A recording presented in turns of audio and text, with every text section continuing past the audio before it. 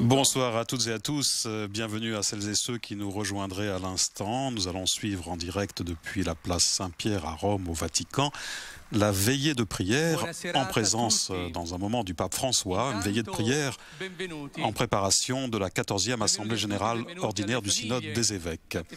Et c'est Monseigneur Galantino qui adresse à présent un mot d'accueil à cette Assemblée réunie sur la place Saint-Pierre.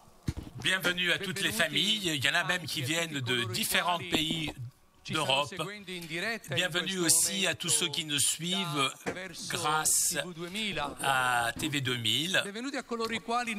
Bienvenue à tous ceux aussi qui n'ont pas pu venir ici, ont accueilli l'invitation de la conférence épiscopale pour se retrouver ensemble, pour prier, se retrouver pour soutenir les pères.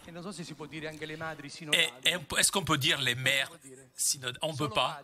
Seulement les pères synodaux, alors, pour soutenir tous ceux qui ont été invités par le Saint-Père, pour vivre avec nous et pour nous cette belle expérience. Et avec tous nos évêques, avec aux protagonistes de ce synode, nous aussi, nous formons une famille. Et je pense que aussi parmi nous, on peut dire de nous ce que le pape a dit de la famille, c'est-à-dire nous sommes aussi une entreprise d'espérance. Être ici ce soir, cela veut dire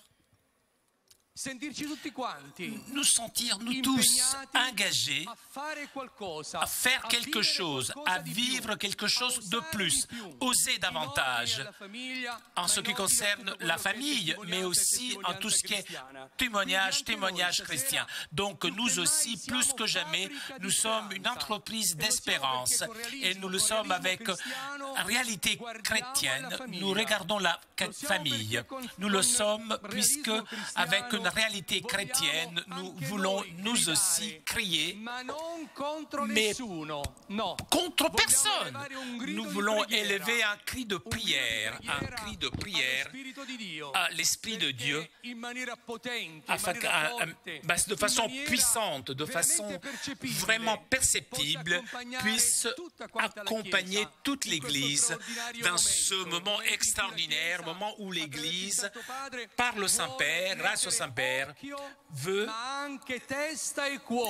mettre ses yeux, sa tête, son cœur sur l'expérience familiale. Vous, sous vos chaises, quoi. Vous aurez trouvé probablement un petit chapelet en tissu. Regardez ce chapelet, mais particulier non seulement ce que sera vos offres seront pour redonner des arbres à l'Amazonie. Rappelons aussi qu'à côté du Saint-Esprit, nous avons besoin, nous tous, de l'aide maternelle de Marie. Alors, nous devons nous sentir unis aussi grâce à cette couronne qui nous met, nous tous, dans les conditions de nous sentir des mendiants d'amour, d'avoir plus d'espérance, encore plus de protection de la part du Seigneur et de Marie. Alors, je vous souhaite un bon travail aux pères synodaux, donc. Nous les accompagnons et nous sommes ici pour les accompagner avec nos prières. Et je voudrais remercier aussi l'Office pour la pastorale de la famille de la conférence épiscopale italienne et tous ceux qui ont collaboré pour organiser ce moment. La chose la plus belle, je dois vous dire, a été, entre autres, cette complicité qui s'est créée avec le secrétariat du synode. Et ça, on peut le dire. Bien, bon travail à vous tous. Bonne soirée. Voilà pour ce mot d'accueil à cette foule rassemblée place Saint-Pierre, ce mot d'accueil de Monseigneur Nonso Galantino, secrétaire de la conférence épiscopale italienne. Nous entrons dans cette veillée de prière avec le chant « Viens du Liban mon épouse », passage du Cantique des Cantiques.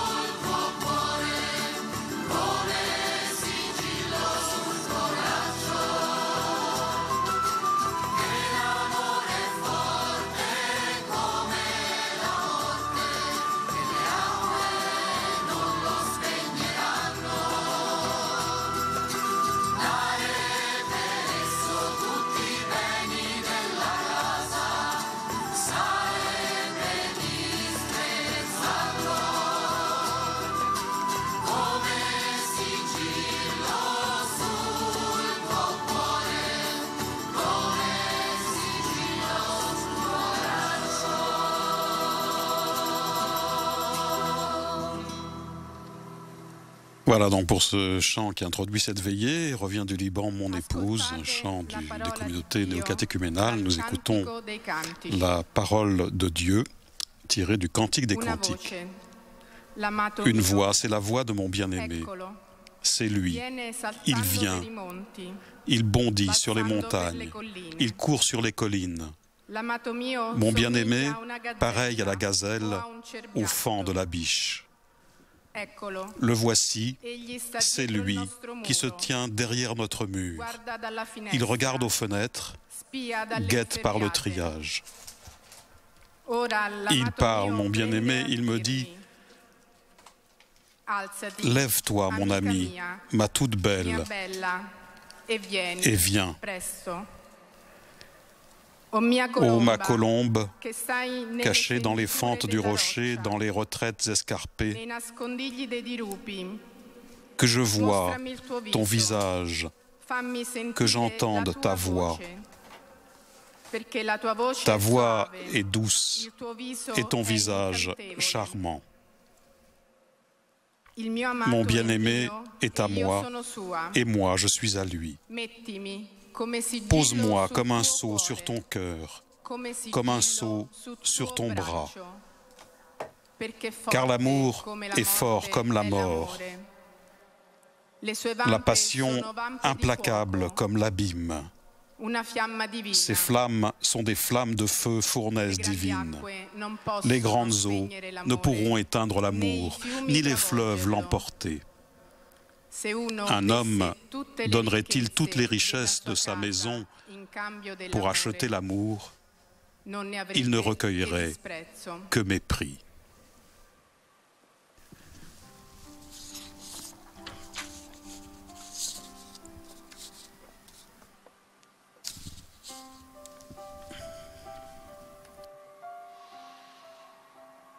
Dans cette veillée prière, dans ce premier temps, avant l'arrivée du pape, sont prévus des témoignages, des chants, bien sûr, en alternance, et aussi des extraits des catéchèses du Saint-Père lors des différentes audiences générales du mercredi en mai et juin dernier.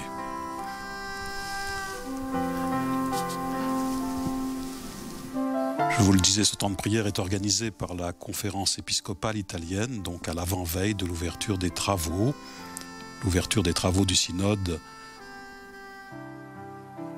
Au-delà de cette veillée se poursuivra demain par la messe solennelle présidée par le pape en la basilique Vaticane, des travaux qui commenceront concrètement lundi 5 octobre, donc au matin dans la salle du synode.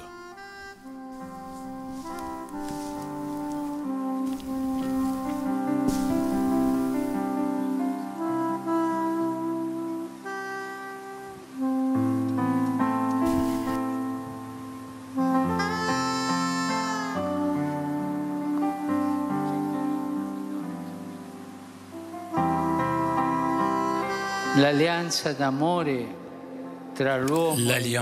d'amour entre l'homme et la femme, une alliance pour la vie, ne s'improvise pas. Elle ne se fait pas d'un jour à l'autre.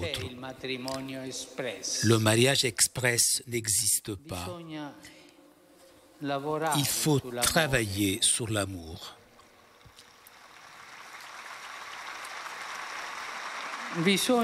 Il faut cheminer. L'alliance de l'amour de l'homme et de la femme s'apprend, s'affine. Je me permets de dire que c'est une alliance artisanale. Les symboles forts du corps détiennent les clés de l'âme. Nous ne pouvons pas traiter les liens de la chair avec légèreté sans ouvrir une blessure durable dans l'esprit. Beaucoup de couples sont ensemble pendant longtemps, peut-être même dans l'intimité, parfois en cohabitation, mais ils ne se connaissent pas vraiment. Il semble étrange, mais l'expérience démontre qu'il en est ainsi. C'est pourquoi il faut réévaluer les fiançailles comme un temps de connaissance réciproque et de partage d'un projet. Le chemin de préparation au mariage doit être organisé dans cette perspective, en se servant également du témoignage simple mais intense des conjoints chrétiens et en misant aussi sur l'essentiel, la Bible, qu'il faut redécouvrir ensemble de manière consciente, la prière dans sa dimension liturgique, mais aussi dans cette prière domestique à vivre en famille, les sacrements, la vie sacramentelle, la confession, la communion dans laquelle le Seigneur vient demeurer dans les fiancés et les prépare à s'accueillir vraiment réciproquement avec la grâce du Christ. Et la fraternité avec les pauvres, avec les indigents, qui nous invite à la sobriété et au partage.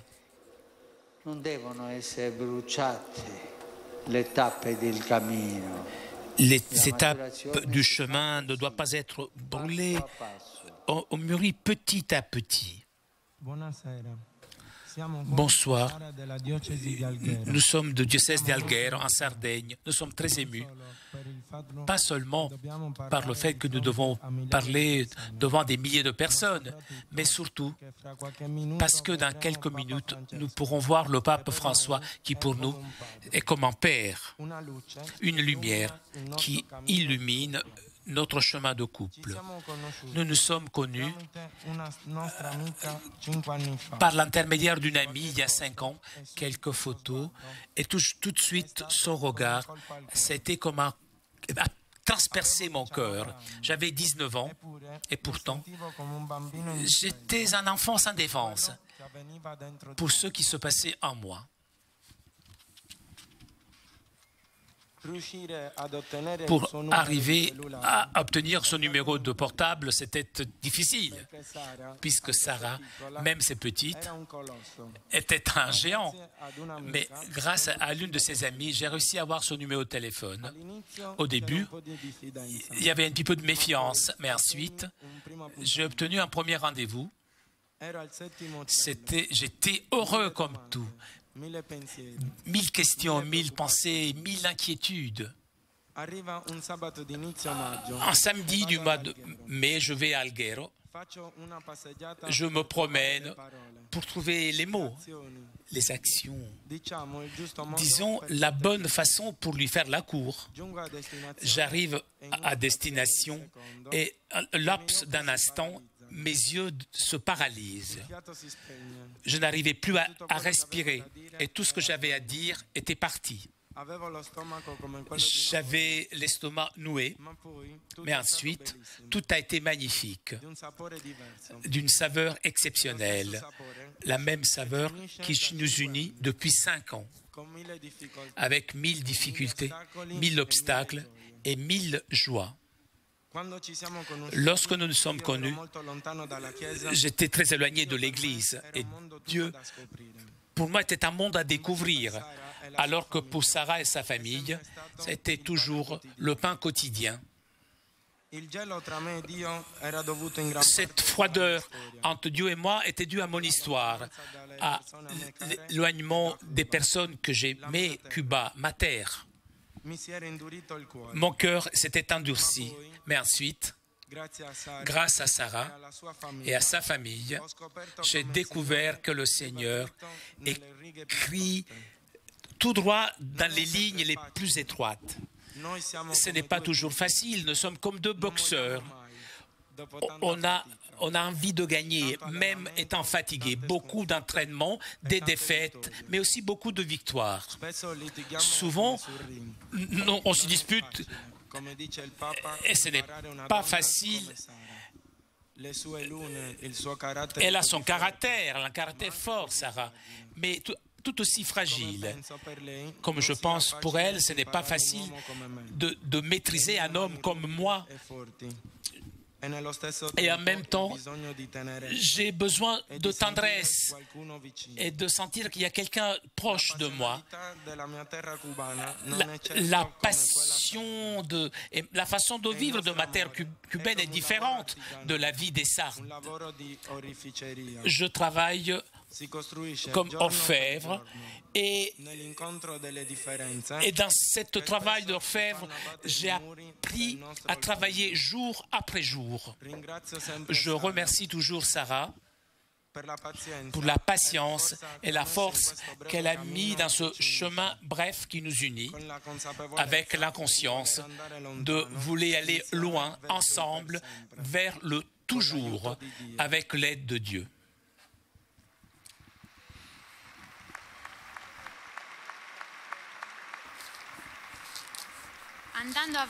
En avançant, en effet, le jeu est devenu plus difficile. En bien connaissant Johan, j'ai commencé à découvrir ses défauts aussi. Et lui, mes défauts. Nous avons des caractères forts, fiers, têtus. Dans un premier temps, c'est révélé que c'était une limite. Par la suite, cependant, c'était notre force. Nous sommes conscients en effet que notre amour grandit seulement dans la faiblesse, en apprenant à nous accueillir vraiment par ce que nous sommes.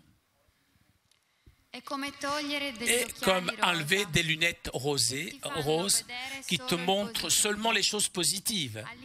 Au début, tu voudrais toujours ces lunettes, pour voir de nouveau tout parfait.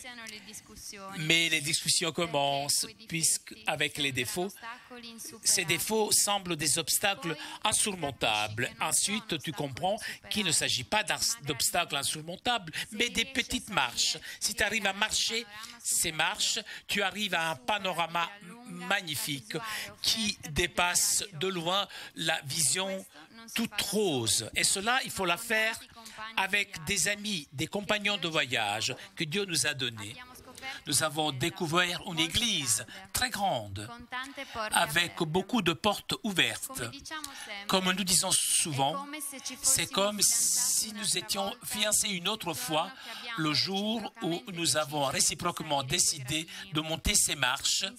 Ensemble, nous donnons un petit peu de notre temps comme animateurs sous le thème de la famille, en essayant de transmettre par le jeu le message de l'Évangile aux plus petits. Et c'est magnifique. Je l'aime, Joan. Je l'aime avec ses défauts. Et pour l'amour immense qu'il me donne chaque jour en partant des petites choses. Nous avons dépassé beaucoup d'épreuves. Nous avons souffert, pleuré. Nous sommes tombés plusieurs fois et nous nous sommes toujours relevés, mais toujours ensemble. Toujours prêts à nous aider l'un l'autre. Je sais d'avoir un homme fort à mes côtés sur lequel pouvoir toujours compter, mais encore plus, et voir grandir sa foi, qui me change moi aussi. Parfois, je suis même jalouse, puisqu'avec Dieu,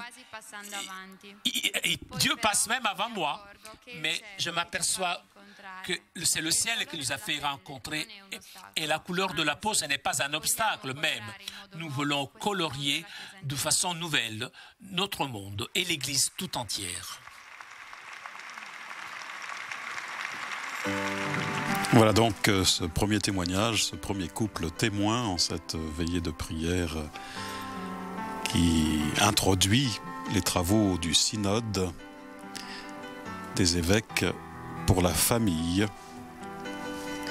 Nous avons donc entendu une première parole de Dieu avec un passage du Cantique des Cantiques et puis bien sûr une première intervention en projection vidéo d'une audience générale du mercredi 27 mai dernier, catéchèse sur la famille du Saint-Père.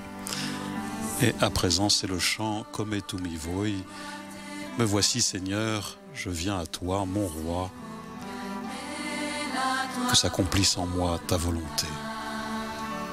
Eccomi Signore, vengo a te mio Dio, lascia il cuore mio e di te vivrò, se tu lo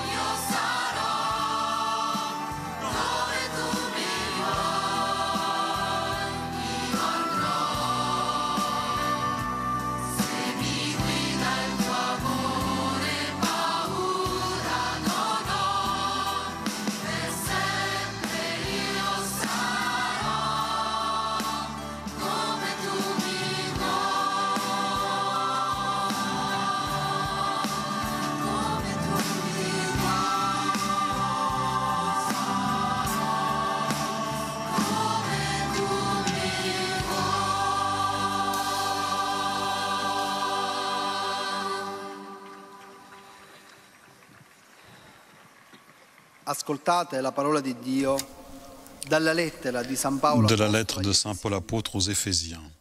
Fratelli, Frères, camminate nella vivez dans l'amour, nel modo in cui anche comme le Cristo Christ nous ci a amato aimés e ha dato se et s'est livré lui-même pour nous. nel timore di Cristo. Par respect pour le Christ, Gli uni agli altri. soyez soumis les uns aux autres. Voi, Vous, mariti, les hommes, amate le vostre aimez votre femme come anche Cristo à ha amato l'exemple la du Chiesa Christ.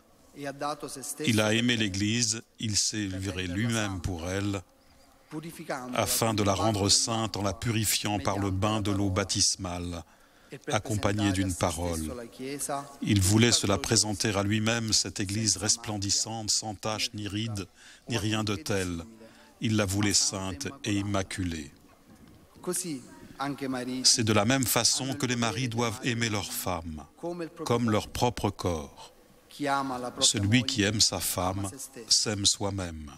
Nessuno Jamais infatti, personne ha mai odiato n'a la méprisé propria son carne. propre corps. Anzi, Au contraire, on le nourrit, come on anche en prend Cristo fa soin. con la Chiesa. C'est ce que fait le Christ pour l'Église, parce que nous sommes les membres de son corps. Per questo l'uomo Comme dit l'Écriture, lascerà il padre e la madre, à cause de cela, l'homme quittera son père et sa mère, il s'attachera à sa femme, et tous deux ne feront plus qu'un. questo mistero. Ce mystère est grand, Io lo dico je le dis en riferimento a référence au Cristo. Christ et à l'Église.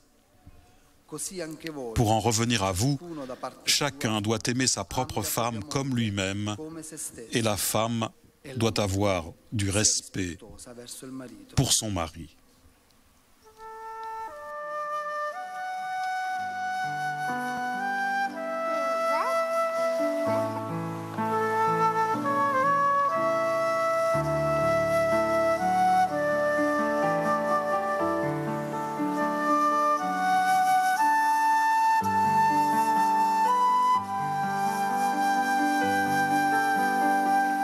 Questo mistero è grande. Ce mystère est In grand, riferimento a Cristo en e alla référence Chiesa. au Christ et à l'Église. Ispirato dallo Spirito Inspiré Santo, par l'Esprit Paolo Saint, afferma Paul affirme que l'amour entre les conjoints est l'image de l'amour entre le Christ et l'Église. Una dignità Une dignité impensabile, impensable, ma in mais en réalité, iscritta elle nel est inscrite dans le dessein créateur de Dieu e con la grazia et avec di la Cristo, grâce du Christ, innumerevoli d'innombrables coppie couples chrétiens, pur con i malgré loro leurs limites, il loro peccato leurs péchés l'hanno l'ont realizzato. réalisé. Ma voi mariti, Et vous, les che maris siete qui presenti, qui êtes ici capite présents, questo? comprenez-vous cela? Amare la Aimez propria votre moglie femme come Cristo comme le ama Christ la Chiesa. aime l'Église. Questi non sono scherzi. Il ne s'agit pas de plaisanterie, mais des choses sérieuses. La vocation chrétienne d'aimer sans réserve et sans mesure est ce qui, avec la grâce de Christ, se trouve également à la base du libre consentement qui constitue le mariage. L'Église elle-même participe pleinement à l'histoire de chaque mariage chrétien. Elle s'édifie par ses réussites et souffre de ses échecs. La décision de se marier dans le Seigneur contient aussi une dimension missionnaire qui signifie avoir dans son cœur la disponibilité à devenir l'intermédiaire de la bénédiction de Dieu et de la grâce du Seigneur pour tous. En effet, les époux chrétiens participent en tant qu'époux à la mission de l'Église. Il faut du courage pour cela. La rotta è così segnata per sempre. La La route- rotta dell'amore. La route de l'amour est marquée à jamais. Come ama Dio. S'aimer comme le Christ aime. Cristo non cessa di Le prendersi Christ cura della Chiesa. prend toujours soin de l'Église, l'aime La toujours, custodisce sempre, la garde toujours, come se stesso. comme soi-même, comme lui-même. Cristo Le non Christ cessa ne cesse di togliere d'ôter de dal son volto visage umano humain della Chiesa les macchie taches e le et rughe les rides di ogni de genere. toutes sortes. C'est ce rayonnement de la force et de la tendresse de Dieu qui transmet d'un couple à un autre, d'une famille à un autre, est émouvant et très beau. Saint Paul a raison. C'est vraiment un grand mystère. Des hommes et des femmes assez courageux pour porter ce trésor dans des vases d'argile de notre humanité. Sont ces hommes et ces femmes si courageux, ils sont une ressource universelle pour l'Église, également pour le monde entier. Que Dieu les bénisse 1000 fois pour cela. Voilà, après cet extrait donc de la catéchèse du pape à l'audience générale du mercredi 6 mai dernier, nous écoutons un second témoignage. Bonsoir, Lorena Stefano Girard. Nous sommes mariés depuis 24 ans. Nous sommes une famille comme tant d'autres. Et pour cela, c'est une grande émotion d'être ici. Et nous le vivons comme un don magnifique pour nos 25 ans de mariage. Surtout, puisque vécu avec nos enfants, Emmanuel, Martina, Luca et Francesca. Nous habitons à Ravenna, à côté de Trente. Nous nous sommes connus très jeunes dans le milieu franciscain, les fiançailles, le mariage, les premiers enfants, et cette envie de ne pas garder pour nous la richesse que nous étions en train de vivre, en donnant notre disponibilité pour accompagner les fiancés dans les parcours de préparation au mariage et pour d'autres services dans la pastorale familiale.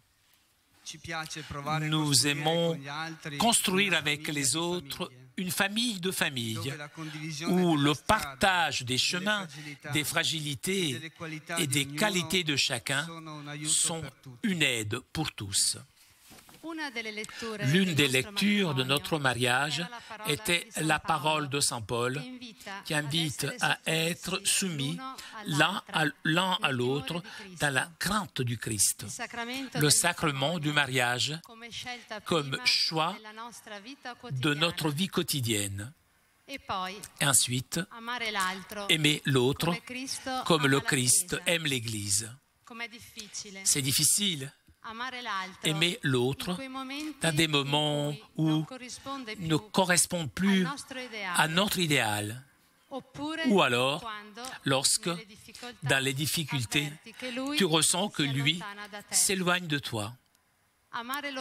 Aimer l'époux plus que toute autre chose, plus des tendances médiatiques du moment, plus que la technologie du travail, les enfants même, plus que la nouvelle voiture, plus que les amis, plus du compte courant, plus que du shopping et plus que le football. Nous sommes différents dans les choses de tous les jours. Nous avons des idées différentes sur les rythmes quotidiens et cela génère parfois des conflits. Et cela que pourrait miner nos vases en argile qui sont ce trésor magnifique qu'est notre amour. Mais malgré tout cela, nous avons confié nos fragilités au Seigneur et il nous a toujours donné beaucoup de force, une espérance qui nous fait regarder au-delà des incompréhensions, des mots mal prononcés, aux affrontements, en essayant de répéter chaque jour « Pardon, merci, excuse-moi ». Même si les rythmes de notre quotidien ne laissent pas beaucoup de temps à un dialogue relaxé avec le Seigneur, nous avons appris qu'il y a des moments de la journée où nous pouvons continuer ce dialogue, souvent en voiture, alors que nous allons au travail, par exemple, ou alors tu attends, tu fais la queue et tu attends ton tour lorsqu'on passe devant une église. Et pourquoi pas? même pendant une excursion, peut-être une excursion dans une montagne où nous sommes arrivés avec beaucoup de mal. Pour nous, c'était important de temps en temps de fuir un couple, même pour quelques heures, de tous nos engagements et nous offrir du temps exclusif pour nous, pour prendre soin de notre intimité et regarder la vie avec les yeux de l'autre, d'une autre perspective qui nous fait élargir les horizons. Plus le temps passe, plus pour nous offrir ce vin nouveau rentre dans le concret de notre quotidien et nous fait devenir un homme meilleur, une femme meilleure, une diversité qui devient richesse d'humanité. Une humanité de couple qui est plus forte que l'individu tout seul et qui nous aide à naviguer dans les moments difficiles lorsque nous devons payer les traites pour payer la maison ou lorsque nos enfants ne trouvent pas du travail qui leur permettrait d'avoir cette indépendance économique que de nos jours était, à notre époque, était évidente. Dans ces situations, c'est difficile de trouver des explications pour les convaincre à continuer et leur donner de l'espérance. Maintenant que nos enfants sont un petit peu plus grands, c'est beau de les voir essayer de marcher de leurs propres jambes, tout seuls, penser avec leur tête, entreprendre leur chemin et avoir un regard d'espérance sur la vie, même si cela nous mène à des affrontements qui parfois nous coûtent à eux et à nous-mêmes. Nous avons pris soin de cette petite plante que le Seigneur avait semée. Nous l'avons vu grandir et avec toutes nos limites, nous les avons aidés à grandir, sachant qu'il ne c'est pas à nous de recueillir les fruits. Et donc, nous confions leur avenir à Dieu, afin qu'il les soutienne et les aide pour porter des fruits là où Dieu l'a pensé. Bonjour, je suis Emmanuel, j'ai 23 ans. Jusqu'à maintenant, mes études ont été différentes. J'ai souvent changé d'études. Maintenant, dans le monde du travail, j'essaye d'évaluer différents chemins. Je cherche de trouver du travail chez moi ou à l'étranger. Je cherche une profession qui pourrait me réaliser, me rendre autonome. Ce n'est pas facile aujourd'hui, mais j'ai confiance. J'ai une famille qui me soutient, m'encourage. Et comme m'a enseigné mon parcours scout, j'essaye de vivre au mieux ces expériences, cumulant ainsi de nouvelles compétences pour l'avenir. Bonjour, je m'appelle Martine, j'ai 21 ans. Je suis ici avec Sandro, mon fiancé. Nous nous sommes connus en Roumanie dans une expérience de quelques mois de mission. Tout de suite, nous avons vu ensemble le reflet de Dieu l'un dans l'autre et nous marchons pour comprendre son dessein pour nous. Il arrive de trébucher, de tomber, de nous arrêter à un carrefour et nous ne savons pas quel est le chemin à prendre. Et c'est justement là que nous redécouvrons que nous pouvons fonder les fondations de notre maison sur le roc, nous laissant guider par Jésus. Nous attendons avec trépidation de commencer cette année l'itinéraire diocésain en préparation au mariage. Nous approchons ainsi avec d'autres couples au mystère de ce sacrement. Je suis Francesca, je suis au collège et je suis la petite. Je voudrais vous saluer et saluer mon frère, de la part de mon frère Lucas, qui à 18 ans a décidé de fréquenter un parcours, de faire des études en Nouvelle-Zélande. Il m'a dit que là-bas est en train d'ouvrir son esprit et que le monde est plein de choses magnifiques. Il y a beaucoup de cultures, tant d'ethnies, beaucoup de traditions.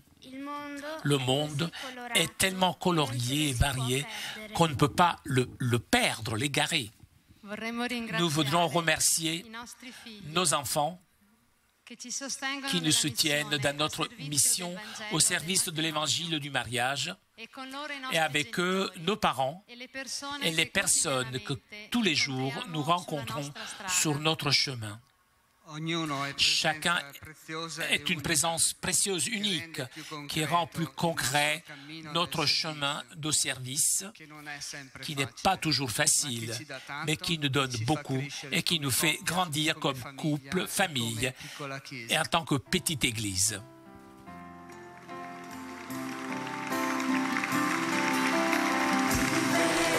Voilà pour ce second témoignage d'une famille, parents et enfants. La veillée de prière se poursuit avec le chant « Vivre la vie avec les joies et les douleurs de chaque jour tel que Dieu te la donne ».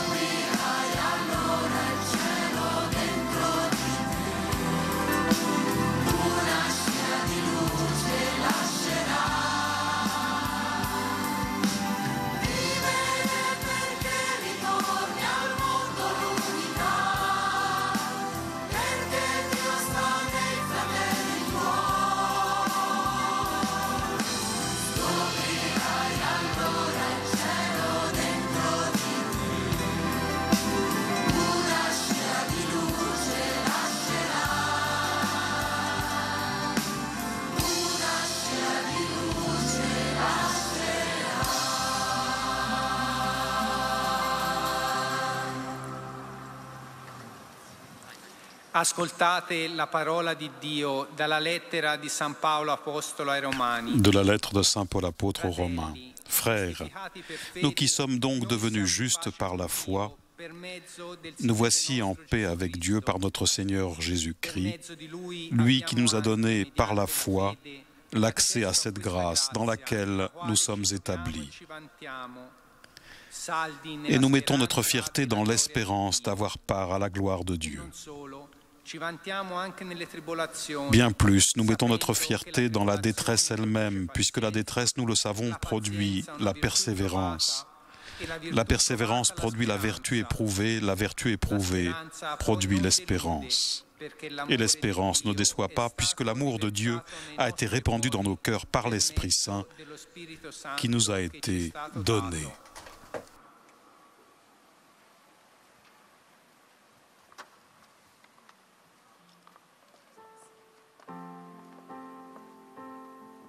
Cette parole de Saint Paul sera suivie d'un passage donc de la catéchèse du pape à l'audience générale du mercredi 10 juin dernier.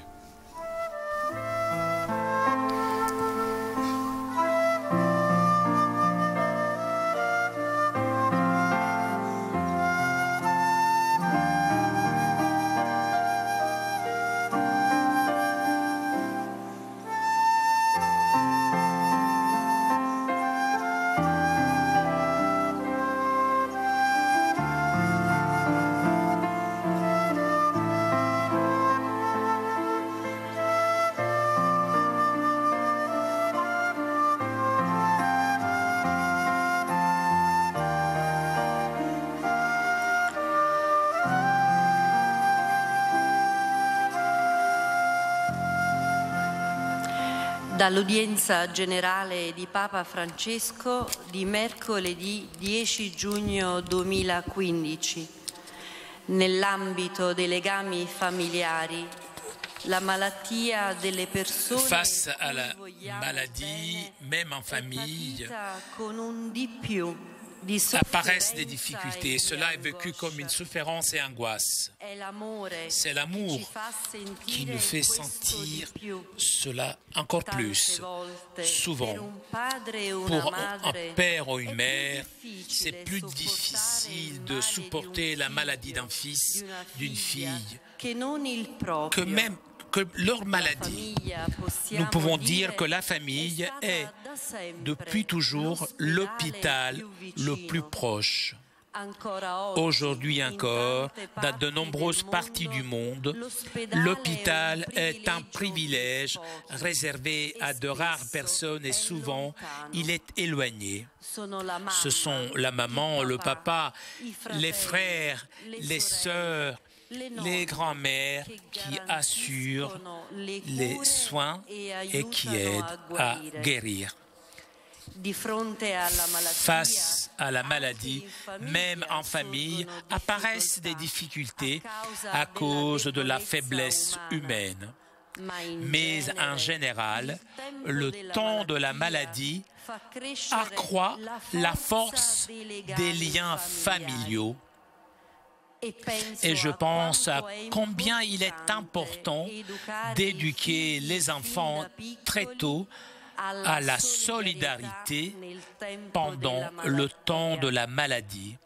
Une éducation qui met à l'abri de la sensibilité envers la maladie humaine rend le cœur aride. En effet, et fait en sorte que les jeunes soient anesthésiés face à la souffrance des autres, incapables d'affronter la souffrance et de vivre l'expérience de la limite. La communauté chrétienne sait bien que la famille, dans l'épreuve de la maladie, ne doit pas être laissée seule. Et nous devons dire merci au Seigneur pour ces belles expériences de fraternité ecclésiale qui aident les familles à traverser les moments difficiles de la douleur et de la souffrance. Cette proximité chrétienne entre familles est un véritable trésor pour la paroisse, un trésor de sagesse qui aide les familles dans les moments difficiles et fait comprendre le royaume de Dieu mieux que tant de discours. Ce sont des caresses de Dieu. Parole du pape François lors d'une audience. Bonsoir, nous sommes Francesco Lucia, nous venons de Pise. Nous avons 57 ans, nous sommes mariés depuis 35 ans et nous sommes amoureux depuis 43 ans. Nous avons 5 enfants, des petits-enfants, une nièce, belle fille. Tout le monde est là. Chiara et Giacomo, Joseph, Josué, Benjamin et tous les autres. Le Seigneur fait une longue histoire avec nous. Nous l'avons rencontré sur notre chemin après la naissance de notre premier enfant, Cristiano. Et il nous a pu quitter, même l'année dernière, lorsqu'est né Tommaso Josué, qui après sa naissance s'est arrêté de respirer. Il a été réanimé pendant 45 minutes et il est revenu après que sa maman a hurlé « Mon Dieu, laisse pas mourir mon enfant. Tommaso est ici et il est en bonne santé. » Ma femme ne marche presque plus et a commencé notre pèlerinage entre les médecins des examens. Après presque un an, nous avons appris que Lucie est touchée par une maladie de nature neurologique. Mais le Seigneur, avec des faits concrets, des lectures, des personnes, des docteurs, nous avait déjà expliqué, préparé. Nous et nos enfants, nous tous, nous sommes témoins de l'amour de Dieu et de la force révolutionnaire de la tendresse d'un Père qui ne nous a jamais laissés seuls, qui ne nous a jamais abandonnés à la mort, jamais. C'est vrai. Il y a quelques mois, je me laissais mourir, même intérieurement. Ensuite, j'ai ressenti ces mots, j'ai entendu ces mots. Dire « je t'aime », c'est dire à l'autre « tu ne mourras jamais ». Et avec ces paroles de Gabriel Marcel, écoutées ensemble à la fin d'une rencontre de la pastorale familiale, lorsque je pensais de rentrer chez moi fatigué, j'étais étonné, mon Dieu m'a étonné, j'ai cherché, aimé, attendu. Il m'a rendu visite de nouveau. D'habitude, ce sont des mots qu'un vivant adresse aux morts. Je te garderai toujours dans mon cœur, tu seras toujours dans mes souvenirs. Je les ai entendus comme mes paroles à Francesco, mon époux. Mon amour depuis quand? Depuis presque enfant, je commençais cette relation avec lui. Jusqu'aujourd'hui, grand-mère de 57 ans, arrêtée souvent par une maladie qui a endormi mon corps et mes jambes sur un fauteuil roulant que Francesco, mon époux, pousse. Je ressens son souffle lorsqu'il me pousse. Il a du mal parfois à dépasser des obstacles. Sa respiration exprime son amour pour moi comme jamais. Je respire en les rythmant sous ses pas. Avec Dieu, nous avons donné la vie à nos enfants. Nous avons construit chaque jour une famille, fidèle à notre serment d'époux, avec joie, souffrance, difficultés, les crises, incompréhension, des pleurs, des prières et de réconciliation. Maintenant, je fais mon compte avec le temps. Il y a 2 ans, je suis tombé malade. Le début de la maladie a été violent. L'impossibilité de conduire, ensuite les chutes, l'incapacité de rester sur mes jambes. Et maintenant, j'ai souvent très mal. Un soir, je me suis disputé avec Jésus. J'ai crié comme si je me disputais avec mon époux. En pleurant, je hurlais. C'est comme ça que tu montres ton amour pour moi? Ce n'est pas aimer ça, tu dis que tu m'aimes et ensuite tu permets cette douleur que je n'arrive plus à supporter. Ensuite je me suis endormi jusqu'au matin. Petit à petit, Jésus m'a attiré vers lui. Ensuite, la peur de laisser les enfants, surtout les plus petits, le plus petit qui a 16 ans, la peur de quitter mon mari tout seul. Aujourd'hui, oh, clair l'image de la vie éternelle. Pour moi, c'est s'immerger dans le regard de Dieu, pas l'œil fixé, inscrit dans le triangle de mon catéchisme préconciliaire, mais le regard révélé par Jésus dans les évangiles, un regard qui enveloppe tout mon corps, tendre, miséricordieux, attentif, amoureux, qui appelle et qui comprend en lui tout et tous.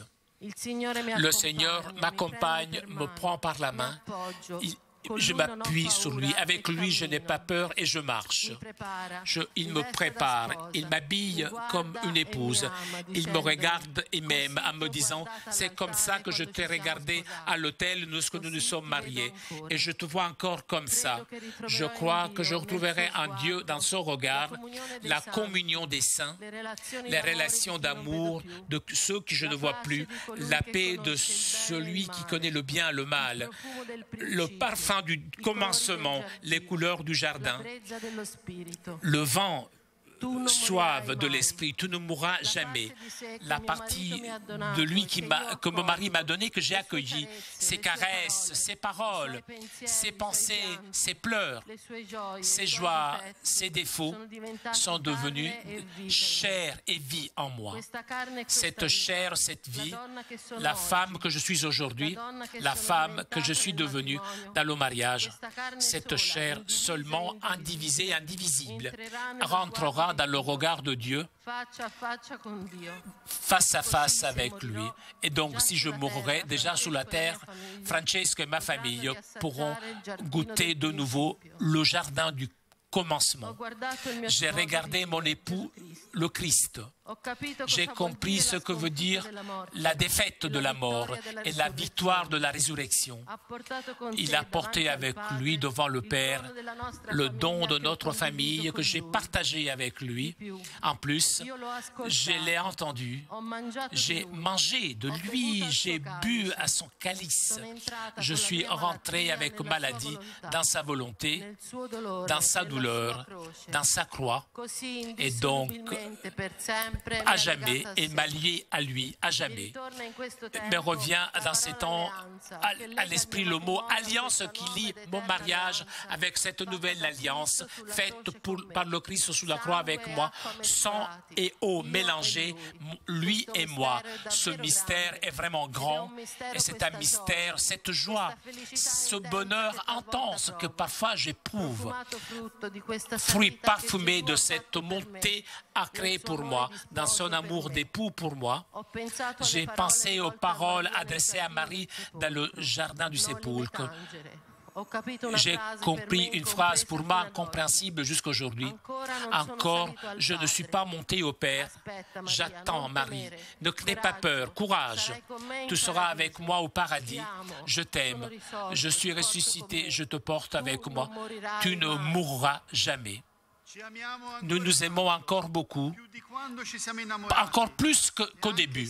Et même si le diable continue à essayer de nous diviser, nous montrant chaque jour nos erreurs, à lui qui veut diviser et déchirer cette chair que Dieu a unie et scellée, nous pouvons répondre avec Paul. Qui pourra nous séparer de l'amour de Dieu manifesté dans le Christ Jésus? Merci. Comme nous avons entendu, celui qui aime ne meurt jamais. Accompagnons maintenant le pape François et avec lui un couple d'époux avec une lampe, signe de la lumière qui vient de chaque famille en Italie et dans le monde.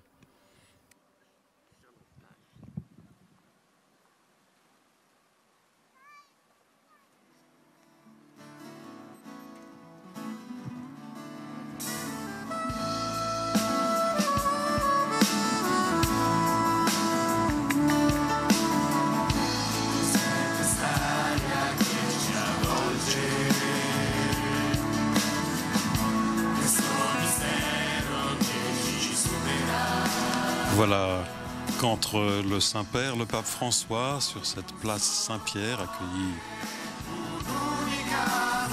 par Monseigneur Bagnasco, président de la conférence épiscopale italienne, et par le secrétaire de cette même conférence, donc Monseigneur Nunzio Galantino,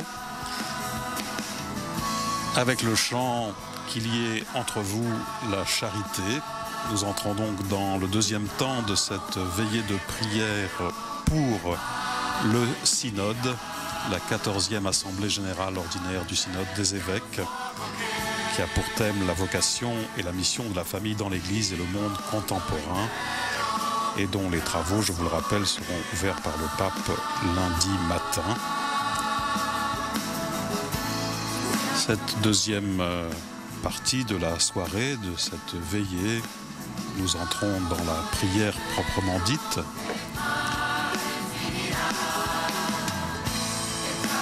Il y aura le chant du Veni Sancte Spiritus, suivi d'un lucernaire, puis la proclamation de l'Évangile, l'homélie du Saint-Père et des prières d'intercession.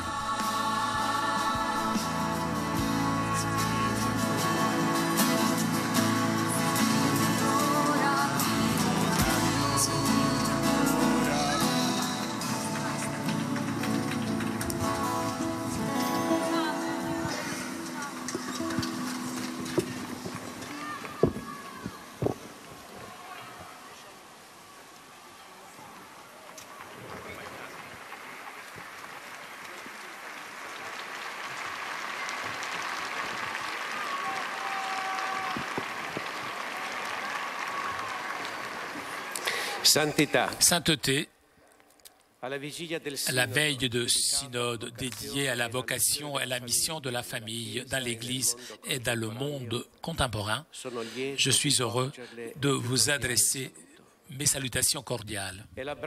C'est l'accolade de toute l'Église qui est en Italie, avec ses diocèses, ses paroisses, y compris celles qui n'ont pas pu être ici ce soir, mais qui sont liées avec nous dans la prière. C'est l'accolade de cette place chère au monde catholique, même au monde tout entier, ceux qui sont ici, venus de chez eux, pour se retrouver autour du successeur de Pierre, vous adressent, vous portent avec leur affection la force d'être famille, presque un écho et un prolongement de la journée mondiale vécue à Philadelphie et qui est encore très vive dans nos cœurs.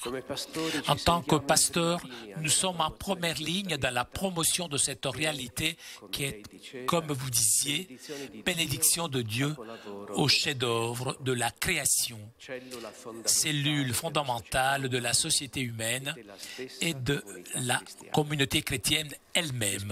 L'expérience quotidienne nous voit impliqués dans une transformation épocale de la culture sociale qui intéresse profondément la famille aussi. Nous voulons reconnaître ce temps comme la condition dans laquelle le Seigneur nous donne de vivre, croire et annoncer son évangile. Pour cela, nous ne voulons pas laisser que la lamentation, la fatigue, la peur et le dessus sur la stupeur, le courage, ni que les analyses liées à un contexte dans lequel semble vaincre la dynamique de ne pas se lier à rien, à personne même, nous arrête notre disponibilité d'accompagner les jeunes dans le choix courageux du mariage et des premières années de la vie matrimoniale. En tant que pasteurs, nous voulons chercher et garder une familiarité toujours plus grande avec Dieu, conscient que quand cette intimité est véritable, cela ne pourra que pousser à être de plus en plus proches des familles, d'en partager donc les joies et les difficultés et marcher avec tous vers cette plénitude qui naît de la communion vécue avec le Seigneur Jésus et avec nos frères. Sainteté. Avec nos communautés chrétiennes, nous nous engageons à prier pour vous et pour le Père Synodo à l'occasion de la confrontation et du dialogue qui animera les prochaines semaines. Que puisse cette confrontation se nourrir de l'écoute de Dieu, comme vous nous rappeliez, jusqu'à entendre avec lui le cri du peuple et d'écoute du peuple, jusqu'à respirer la volonté à que Dieu nous appelle, que puisse surtout jaillir de se laisser regarder par le Christ Jésus, notre Seigneur, Rédempteur, Maître, jusqu'à assumer sa façon de penser, de vivre, d'être en relation les uns avec les autres, pour l'Église qui, à son tour, embrasse et qui est au service, avec ce même regard miséricordieux et véritable, l'humanité de notre époque, en lui donnant ce qu'elle a le plus précieux. Merci, Saint-Père, bénissez-nous. Voilà donc pour ce mot d'accueil du cardinal Angelo Bagnasco, président de la conférence épiscopale italienne, mot d'accueil au nom de tous les évêques présents, naturellement.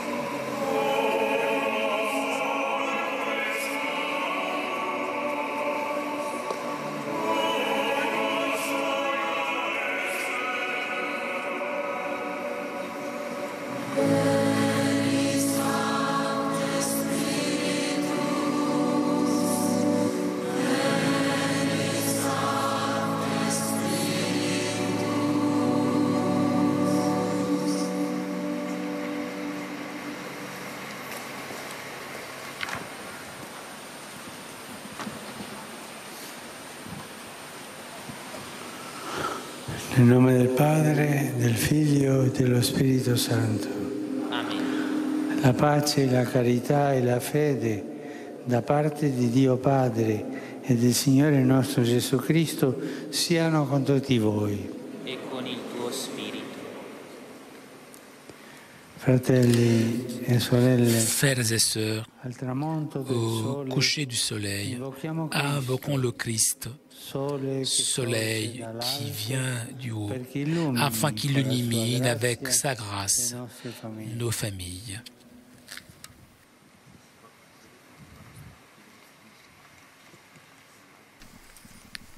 Voilà donc une famille présente de lampes allumées au Saint-Père. Sii benedetto, Signore nostro Que Dio, tu sois béni, Seigneur notre Dieu. Tu as donné aux hommes ton Fils, splendeur de la gloire éternelle, flamme vive de ton Saint-Esprit. Bénis cette lampe.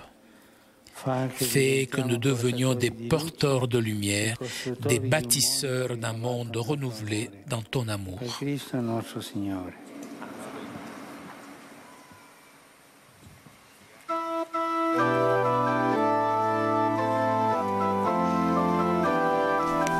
Cette lampe allumée est à présent portée devant l'icône de la Sainte Famille. Et de cette flamme, eh bien, la lumière est transmise à toute l'Assemblée.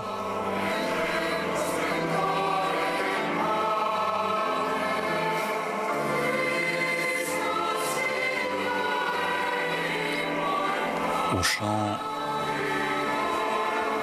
ô lumière radieuse, splendeur éternelle du Père.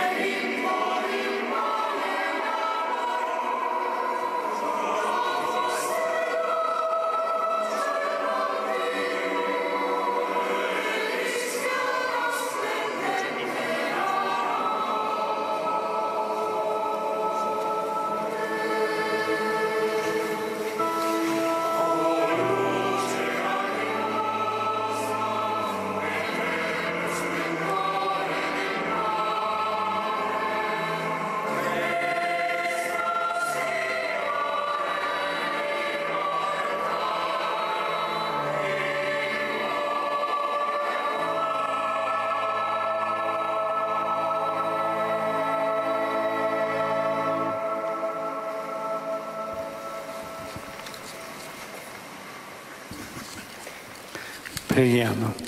Prions.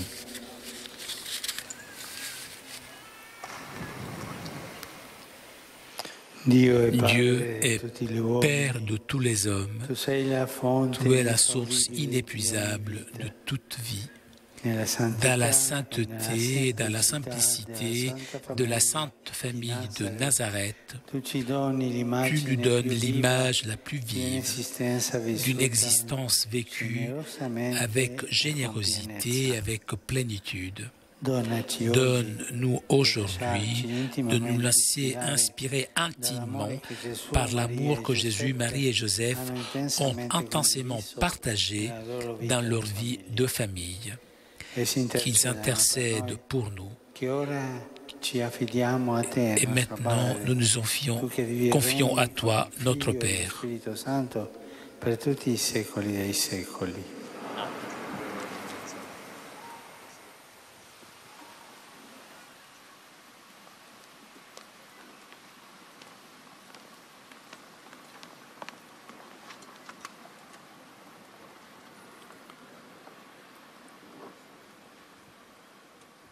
Ascoltate la parola del Signore dal Vangelo secondo de l'Évangile de Jésus-Christ selon saint Luc.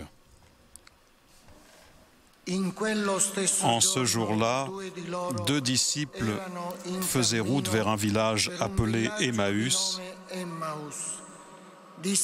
à 2 heures de marche de Jérusalem.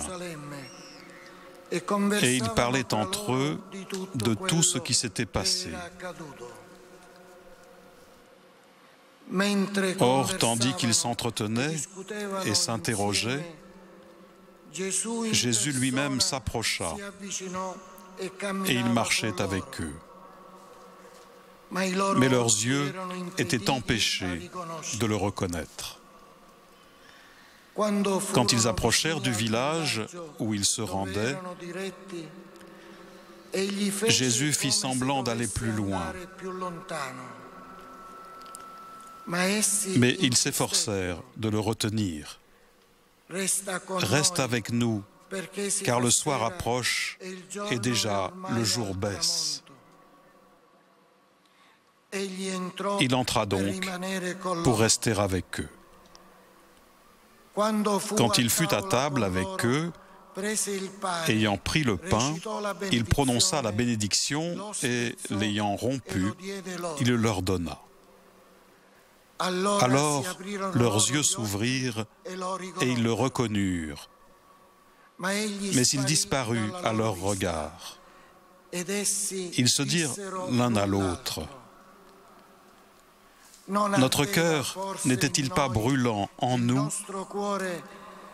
tandis qu'il nous parlait sur la route et nous ouvrait les Écritures ?»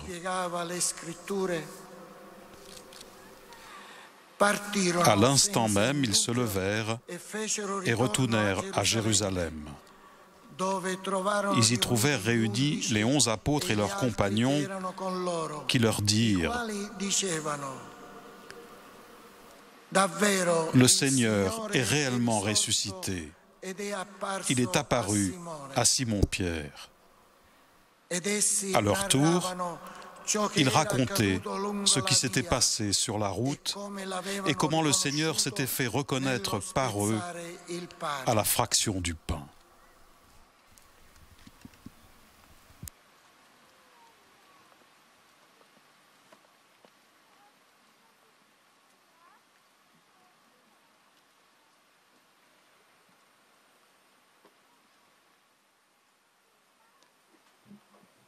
Nous écoutons maintenant l'homélie du pape François en cette veillée de prière pour le synode des évêques sur la famille.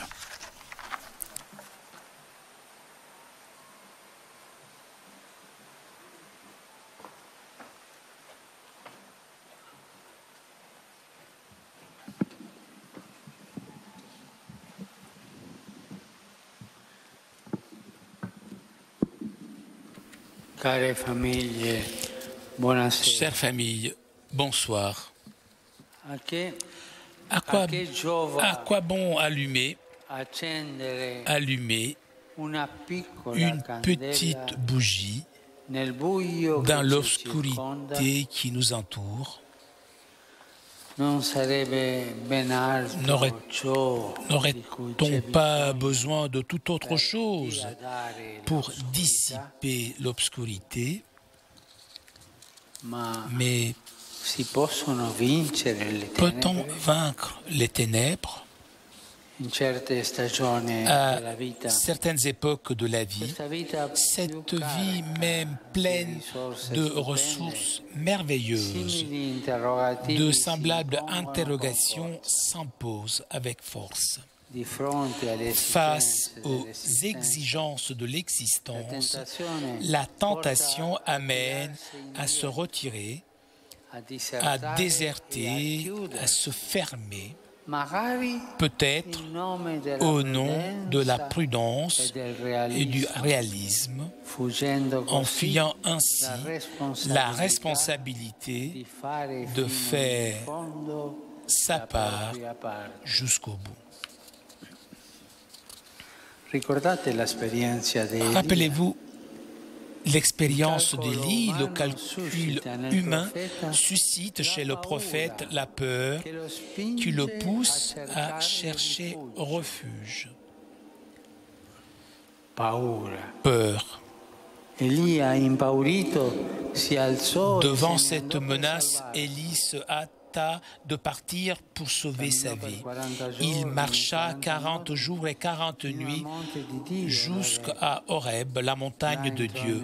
Là, il entra dans une caverne et y passa la nuit. Et voici que la parole du Seigneur lui fut adressée.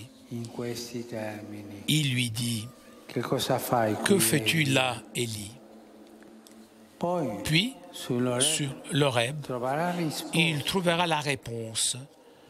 Non dans le vent impétueux qui brise les roches, ni dans le tremblement de terre, et même pas dans le feu. La grâce de Dieu n'élève pas la voix. C'est un murmure qui rejoint tous ceux qui sont disposés à en écouter la brise légère. Ce petit silence. Il exhorte à sortir, à retourner dans le monde, témoin de l'amour de Dieu pour l'homme, pour que le monde croie. Avec ce souffle,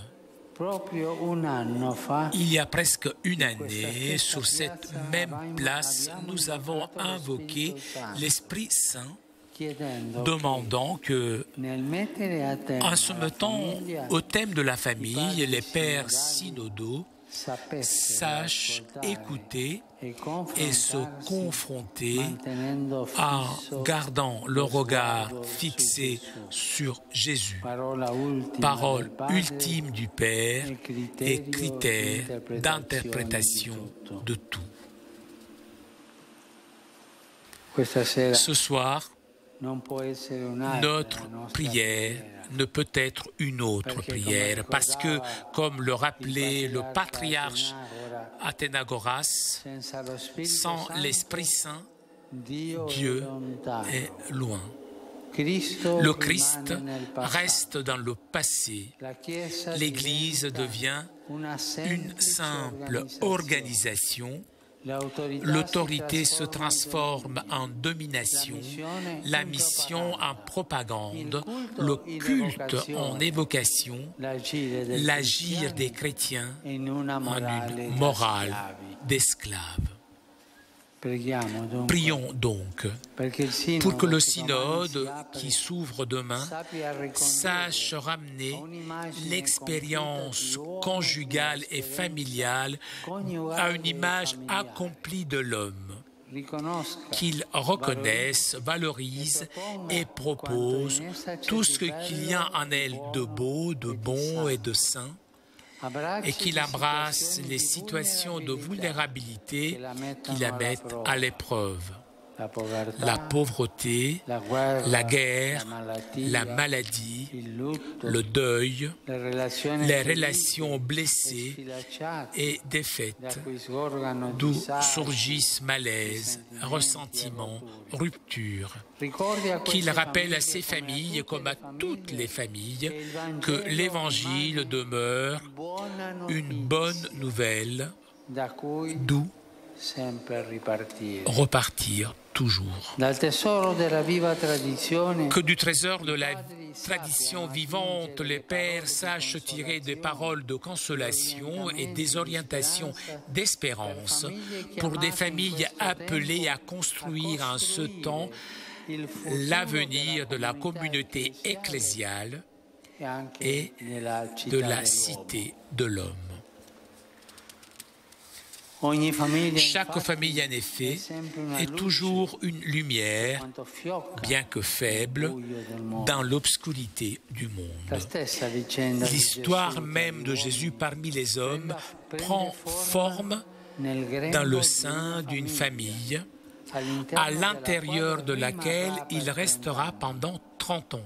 Une famille comme beaucoup, la sienne, située dans un village perdu de la périphérie de l'Empire. Charles de Foucault, peut-être comme peu d'autres, a deviné la portée de la spiritualité qui émane de Nazareth.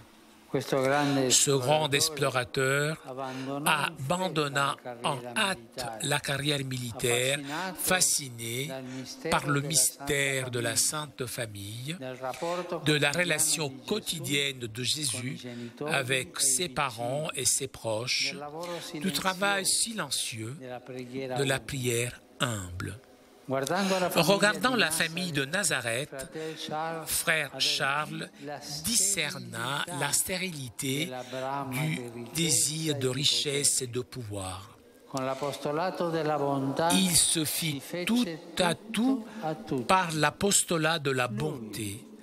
Attiré par la vie érémitique, il comprit qu'on ne grandit pas dans l'amour de Dieu en évitant la servitude des relations humaines. Parce que c'est en aimant les autres qu'on apprend à aimer Dieu. C'est en se penchant vers son prochain qu'on s'élève jusqu'à Dieu. À travers la proximité fraternelle et solidaire avec les plus pauvres et les plus abandonnés, il comprit que, finalement, ce sont eux qui nous évangélisent en nous aidant à grandir en humanité. Pour comprendre aujourd'hui la famille, entrons nous aussi, comme Charles de Foucault, dans le mystère de la famille de Nazareth, dans sa vie cachée, ordinaire et commune, comme celle du plus grand nombre de nos familles, avec leurs peines, leurs joies simples. Des vies tissées de patience sereine dans les contrariétés, de respect pour la condition de chacun, de cette humilité qui libère et fleurit dans le service. Vie de fraternité qui surgit du fait de se sentir partie d'un unique corps. La famille est le lieu d'une sainteté évangélique réalisée dans les conditions les plus ordinaires. On y respire la mémoire de générations et s'y enfoncent des racines qui permettent d'aller loin. C'est le lieu du discernement où on s'éduque à reconnaître le dessein de Dieu sur sa propre vie et à l'embrasser avec confiance. C'est un lieu de gratuité, de présence discrète, fraternelle et solidaire qui apprend à sortir de soi-même pour accueillir l'autre, pour pardonner et être pardonné. Repartons de Nazareth pour un synode qui, plus que parler de la famille, sache se mettre à son école dans la disponibilité, en reconnaître toujours la dignité, la consistance et la valeur, malgré les nombreuses peines et contradictions qui peuvent la marquer. Dans la Galilée des nations de notre temps, nous retrouverons l'épaisseur d'une Église qui est mère, capable d'engendrer à la vie et attentive à donner continuellement la vie, à accompagner avec dévouement, tendresse et force morale. Parce que si nous ne savons pas unir la compassion à la justice, nous finissons par être inutilement sévères et profondément injustes. Une Église qui est famille, c'est se situer avec la proximité et l'amour d'un Père qui vit la responsabilité du gardien, qui protège sans se substituer, qui corrige sans humilier, qui éduque par l'exemple et la patience.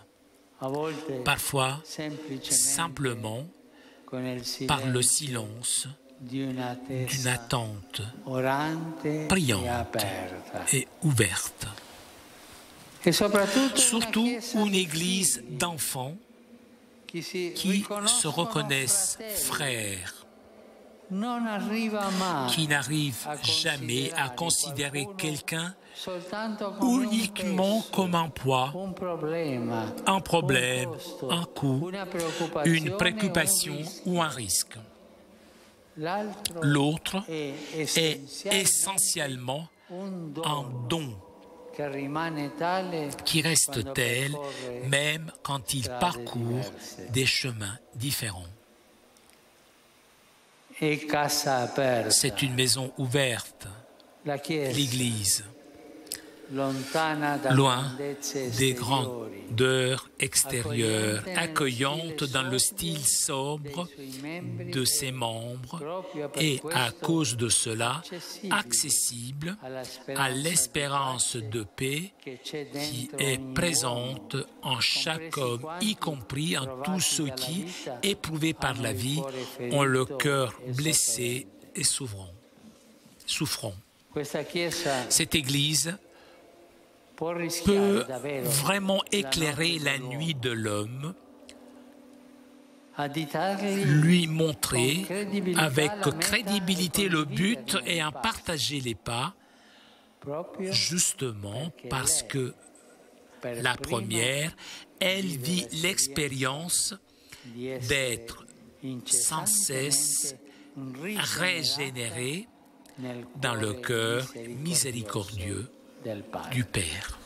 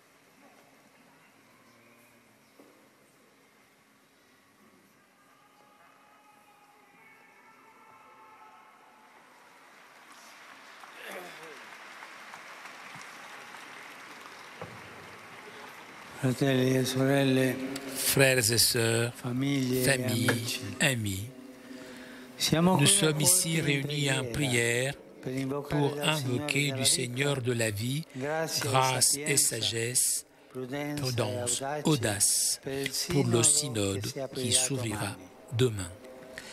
Adressons notre prière au Saint-Esprit afin qu'il nous donne à nous tous lumière pour comprendre la volonté de Dieu, amour pour l'Église, franchise pour annoncer l'Évangile.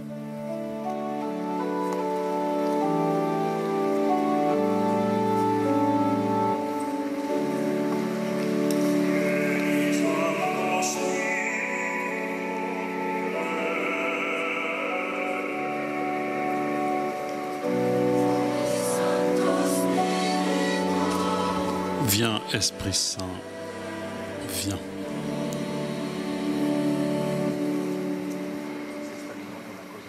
Vieni, spirito di sapienza. Viens, esprit de sagesse et d'intelligence.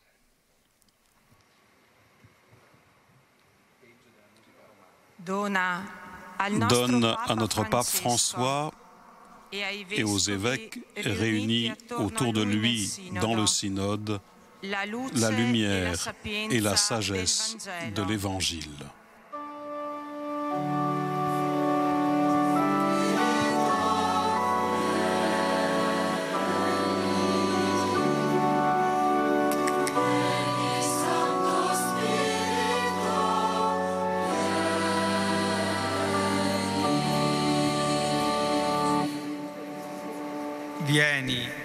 Viens, esprit de conseil et de force.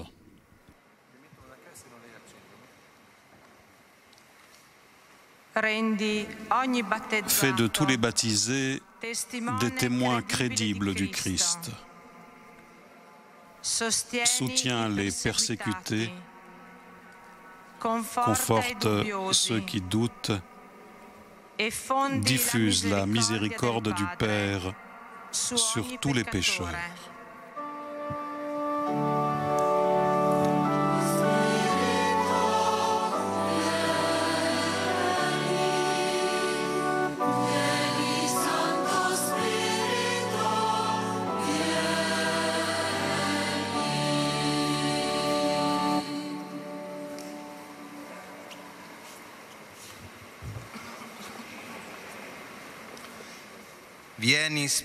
Viens, esprit de science et de piété.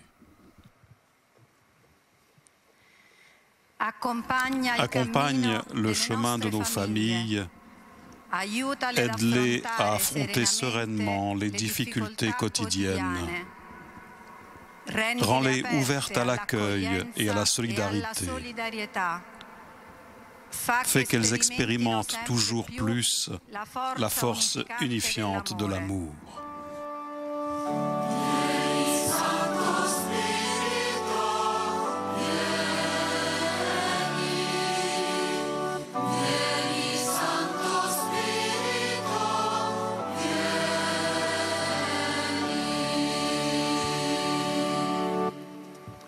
Viens, esprit de la sainte crainte de Dieu.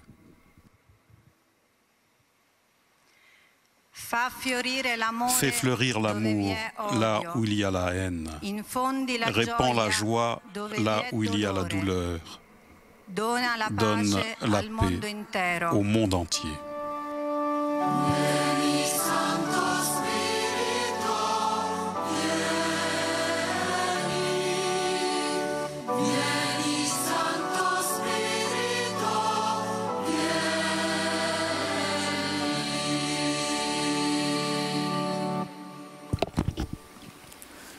Le Seigneur nous a donné son esprit avec la confiance, la liberté et l'amour des fils. Nous chantons ensemble.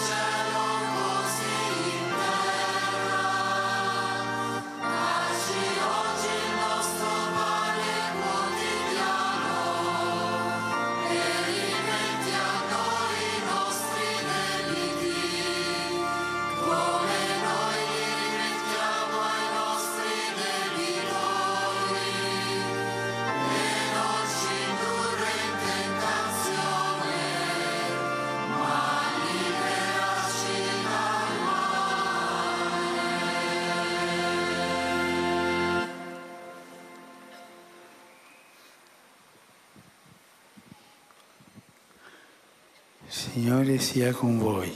Con il tuo spirito. Il Padre créateur del cielo e della Le terra, Père, créateur du ciel et de la terre, le Fils, né, mort, ressuscité pour nous, l'Esprit qui est Seigneur et donne la vie, soit présent dans vos cœurs et dans vos familles. Amen.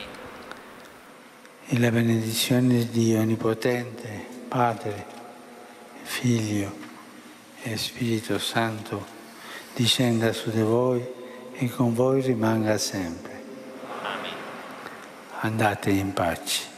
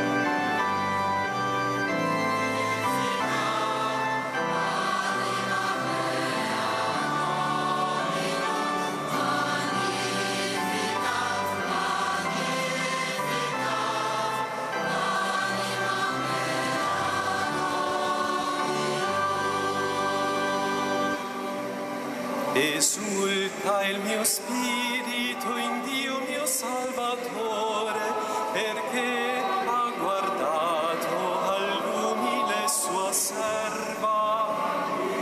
D'ora in poi le genti mi chiameranno beata.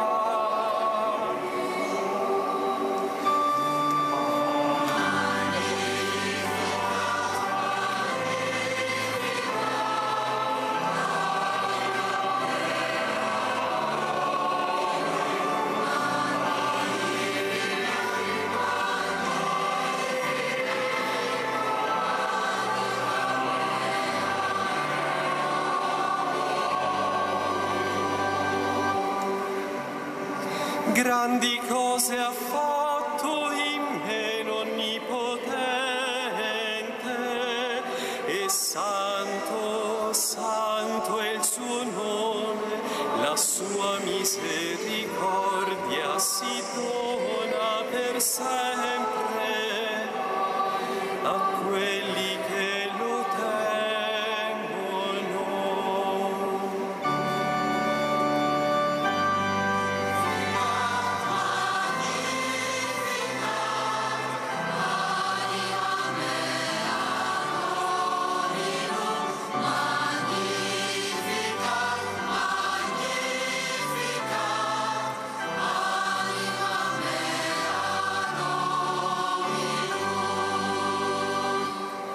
Ha spiegato la potenza del suo braccio, ha disperso i superbi di cuore,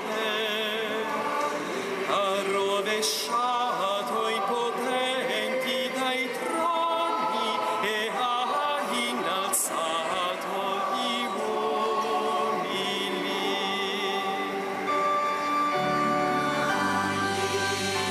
Magnificat, magnificat,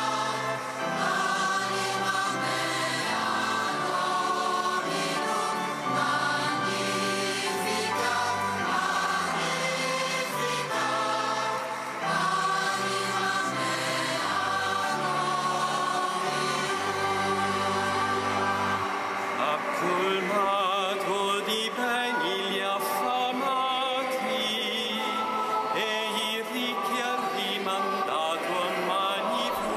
Eh bien, avec le chant du Magnificat s'achève cette veillée de prière pour le synode, premier moment d'ouverture de cet événement aux enjeux primordiaux. Demain, le Saint-Père présidera une messe solennelle d'ouverture du synode dans la basilique Saint-Pierre à 10h, célébration que vous pourrez naturellement suivre en direct sur KTO. Le pape qui, dans son homélie aujourd'hui, faisant référence à ce synode, disait « Repartons de Nazareth pour un synode qui, plus que de parler de la famille, sache se mettre à son école dans la disponibilité, à en reconnaître toujours la dignité, la consistance et la valeur, malgré les nombreuses peines et contradictions qui peuvent la marquer. » Et le pape d'ajouter « Une église est une famille qui sait se situer avec la proximité et l'amour d'un père qui vit la responsabilité d'un gardien, qui protège sans se substituer, qui corrige sans humilier, qui éduque par l'exemple et la patience. » Merci à tous ceux qui nous ont permis de suivre cette veillée en direct de Rome. Merci à CTV, à Télépace. Merci à Flavio pour ses traductions, à Fabien à la diffusion. Merci à vous tous, surtout pour votre grande fidélité. Bonne soirée à toutes et à tous.